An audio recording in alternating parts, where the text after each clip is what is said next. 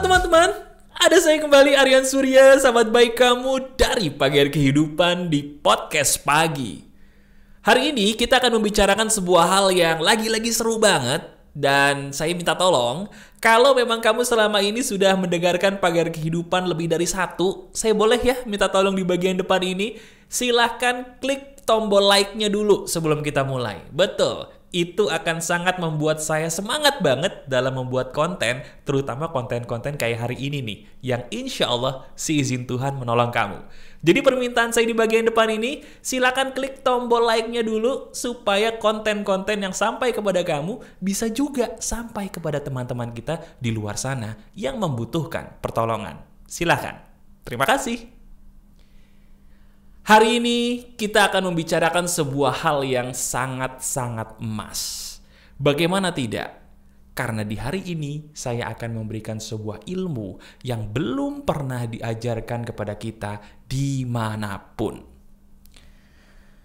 Ada mungkin di antara kamu yang pernah menonton video saya yang temanya tentang pikiran adalah doa atau hukum tarik-menarik. Nah, itu menarik banget ya. Percaya nggak teman-teman? Kalau yang namanya pikiran itu betul-betul bisa menjadi kenyataan loh. Benar, kita mungkin pernah ya, lagi mikirin seseorang, tiba-tiba ketemu di jalan. Kita lagi mikirin sesuatu, tiba-tiba beberapa waktu kemudian kejadian. Atau mungkin kita ngebatin gitu ya, ngebatin sesuatu dalam hati, dalam batin, tiba-tiba kok apa yang kita batinkan tersebut jadi kenyataan. Pernah ya seperti itu? Kalau memang pernah, itu dia yang akan kita bahas di hari ini, tapi yang kita bahas di hari ini justru bisa dibilang adalah dagingnya.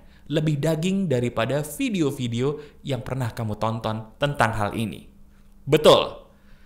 Ada orang yang bilang, Mas, kalau kita ingin menjadikan pikiran sebagai sebuah kenyataan, kata Mas Aryan, syarat utamanya adalah kita tidak boleh berharap. Betul.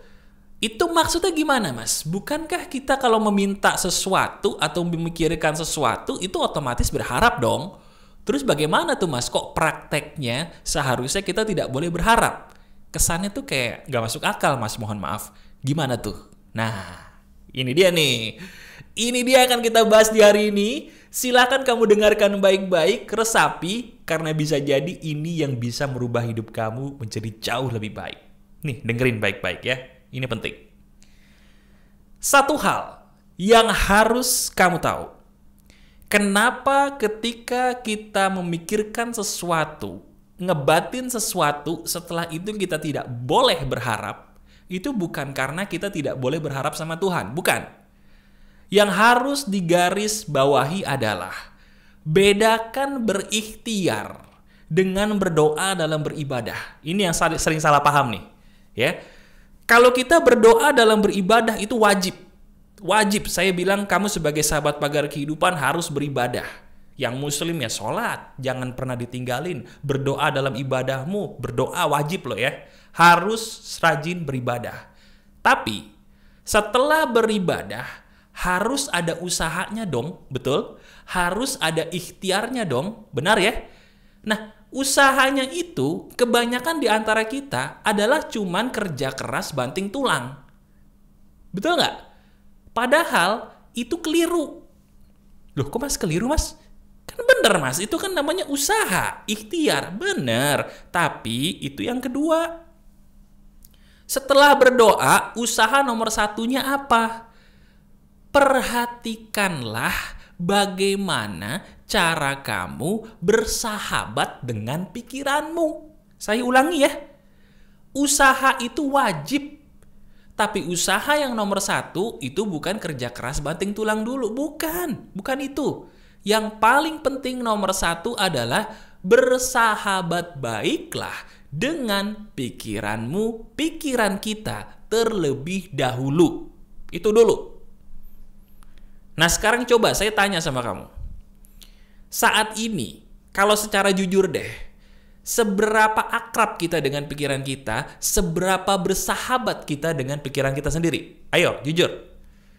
Mas, emang ciri khas kita bersahabat baik dengan pikiran kita sendiri itu apa, Mas? Nah ini, ciri khas dari orang kalau dia bersahabat baik dengan pikirannya sendiri adalah satu. Apa itu, Mas? Kita damai dengan apa yang kita pikirkan. Saya ulangi, kita damai dengan pikiran kita sendiri. Ciri khas orang yang damai dengan pikirannya, dia itu bisa ngatur mau mikir apa. Dia itu bisa mengendalikan dia tuh mau mikirin apa. Pikirannya itu tidak liar. Pikirannya itu tidak kemana-mana. Pikirannya itu tidak bablas melalang buana tanpa dia suruh. Bahasa gampangnya, orang yang damai dengan pikirannya sendiri adalah dia menjadi raja bagi pikirannya, bukan menjadi budak bagi pikirannya. Nah sekarang coba, maaf nih sebelumnya, selama ini kita jadi budak atau raja bagi pikiran kita? Itu dulu. Ayo renungin coba. Selama ini kita jadi raja atau budak bagi pikiran kita? Sejujurnya. Kalau selama ini kita banyak mikir yang aneh-aneh tanpa bisa kita kontrol, maaf, itu berarti kita jadi budak. Kalau selama ini kita penuh hawa nafsu, tidak bisa mengendalikan pikiran kita, pengennya banyak, nggak bisa direm, itu berarti kita budak dari pikiran kita. Tapi kalau kita bisa mengendalikan, gue nggak mau mikirin itu nggak benar. Saya nggak mau mikirin itu, saya nggak mau. Oke, saya mikirin yang lain. Nah, itu berarti kita raja bagi pikiran kita. Pintar mengatasi hawa nafsu, itu raja bagi pikiran kita. Secara jujur, lihat diri kamu. Apakah diri kamu adalah raja atau budak bagi pikiranmu? Kalau secara jujur, kayaknya banyak di antara kita, maaf ya, kita adalah budak dari pikiran kita sendiri. Benar nggak? Kenapa ya Mas ya, saya sering banget mikirin hal-hal yang nggak bisa saya kendalikan, Mas, mikirin hal-hal yang nggak mau, Mas. Saya takut, Mas, apa yang saya pikirin itu jadi terjadi, Mas. Saya nggak mau, Mas. Nah itu ciri khas orang yang tidak damai dengan pikirannya sendiri. Gelisah. Gelisah bukan karena masalah, tapi karena dia tidak mampu mengendalikan pikirannya. Sebentar, apakah itu kamu? Sekarang, saya punya trik bagaimana caranya kamu bisa lebih bersahabat dengan pikiranmu sendiri. Siap ya? Trik ini saya beri nama ngobrol. Loh Mas, bentar Mas. Kok ngobrol? Wah Mas, sorry Mas, saya nggak mau Mas ngebicarain masalah saya sama orang lain Mas. Nggak bisa saya. Saya nggak punya temen yang bisa dipercaya Mas. Saya juga masih jomblo Mas, nggak punya pasangan. Nggak bisa kalau ngobrol. Bukan ngobrol sama orang. Ngobrol yang saya maksud itu, rajin-rajinlah berdiskusi dengan tubuhmu sendiri, badanmu sendiri, pikiranmu sendiri sebelum kamu berdiskusi dengan orang lain. Betul. Kalau kita lagi nggak jinak nih pikirannya, itu karena satu, diri kita tuh lupa ngobrol sama diri kita sendiri. Coba sekarang saya tanya, kapan terakhir kali kamu ngobrol dengan dirimu sendiri? Kapan? Nah, bingung kan? Kapan ya Mas ya? Iya ya, saya nggak pernah loh. Atau mungkin kamu berpendapat, itu orang gila dong Mas. Masa saya ngobrol sama diri sendiri, orang gila? Loh enggak. Orang gila tuh orang yang kemana-mana nggak pakai baju tuh gila tuh.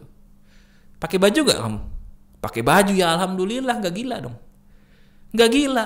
Lah terus Mas, dalam dunia psikologi pun ada yang namanya sebuah metode menyembuhkan diri dengan cara ngobrol dengan diri sendiri. Ada, bukan orang gila itu.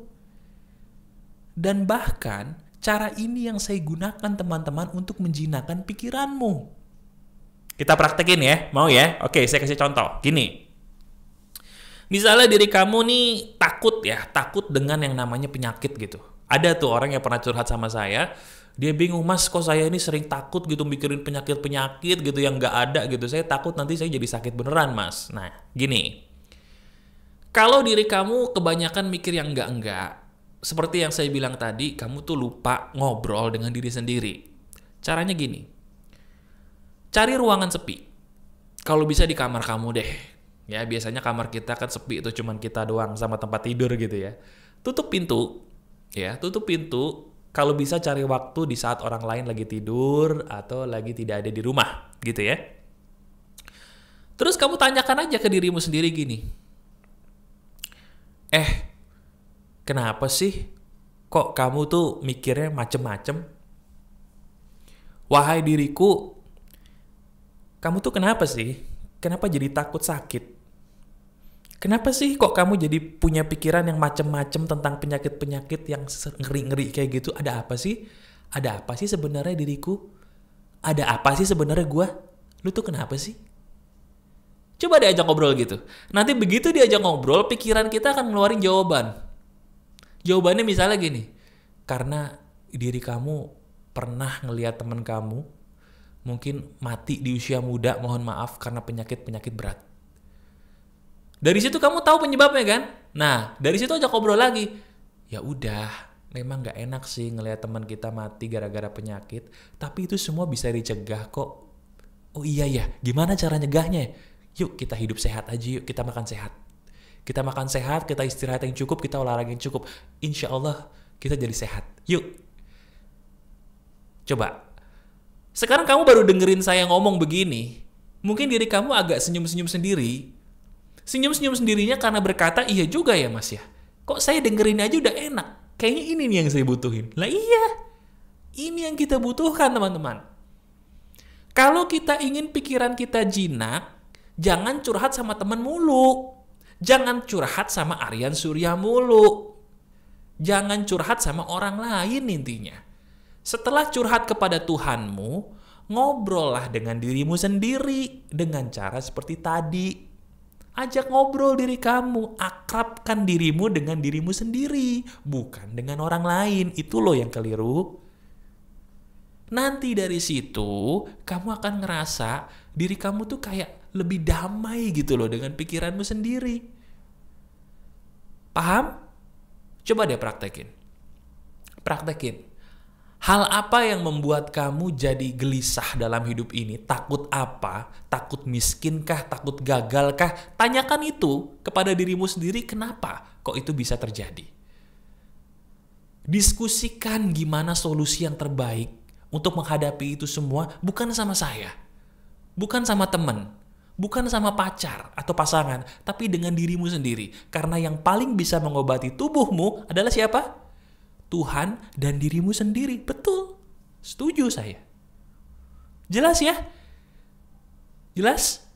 Saya yakin banyak di antara kamu yang selama ini nih tidak sadar bahwa ini loh obatnya.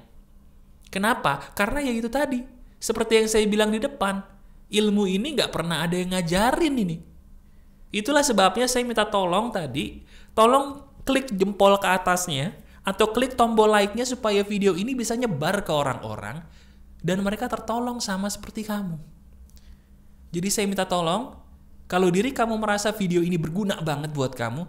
Saya ulangi lagi. Saat ini silahkan kamu klik jempol ke atasnya atau klik tombol like-nya. Itu akan menolong saya dan menolong orang lain. Itu pesan saya buat kamu. Praktekkan ini teman-teman. Dan percaya. Kalau pikiran kita udah jinak, apapun yang terjadi dalam hidup kita, seizin Tuhan, itu pastilah yang terbaik. Pesan saya, sebelum kamu mempraktekkan ini, jangan banyak bertanya terlebih dahulu. Karena apa yang kamu tanyakan, itu semua akan terjawab dengan sendirinya setelah kamu mempraktekkan apa yang saya ajarkan di video ini. Jelas ya? Alhamdulillah. Praktekkan ini dan rubah hidup kamu. Masih ada saya, Aryan Surya, sahabat baik kamu selalu dari pagar kehidupan. Tetap keep the spirit, keep sharing, and keep loving. Bye-bye.